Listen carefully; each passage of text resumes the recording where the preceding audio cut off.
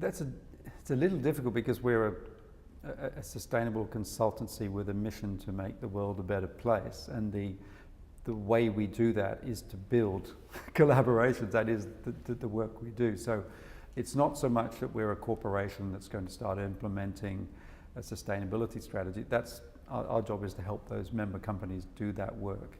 But I do see the need to help companies stop being so competitive. There's so many things that need to be done within particular industries where they need to actually start talking together and not see everything as their IP that they need to protect. There are some wonderful examples. You look at what Elon Musk has done. He's taken his battery technology and put it on the net. The funny thing is how many companies have taken it. They're still trying to make their own proprietary. So there's a lot of behaviors that need to change, and I think that's where a consultancy, a sustainability consultancy company with a mission can actually help that.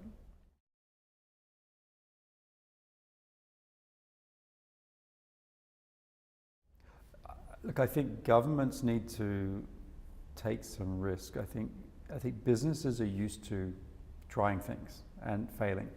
90% of businesses fail, and in large companies, many projects fail. Businesses learn from that process, and they run safe experiments, they kill it, or they move it forward. Now, governments working with businesses are going to be daunted by this. And we heard today a senior gentleman from the UN was talking about some doubts about working with business because of the reputation risk. I think what we're all going to have to do, whether it's business and or government, we're going to have to start being more humble, having less hubris, and starting to realize that we can't just be too safe or too high risk. There's going to have to be some middle ground. One area that we discussed today, which I think is quite relevant, was what is the role of investors and consumers?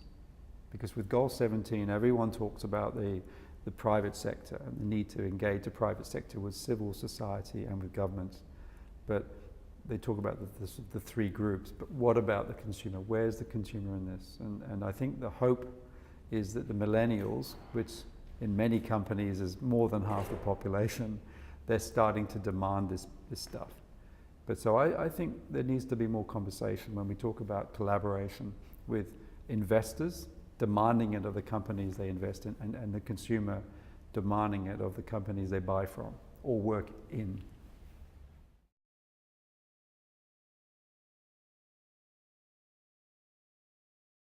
Wonderful, very difficult question. I think if you let me step back and say, well, let's look at where we are today as a result of 15 years of the MDGs. So there were 8 MDGs, and I think most people would say that was a fantastic start. World poverty has been materially reduced. Child mortality has been not fixed, but it's been materially reduced. There's a whole number of areas where society, through a series of as a result of high growth, economic growth, trade, and opening up of medicines and other things, that has led to a wonderful change. I think the collaboration goal 8, wasn't a success, and I think that's the opportunity for the SDGs.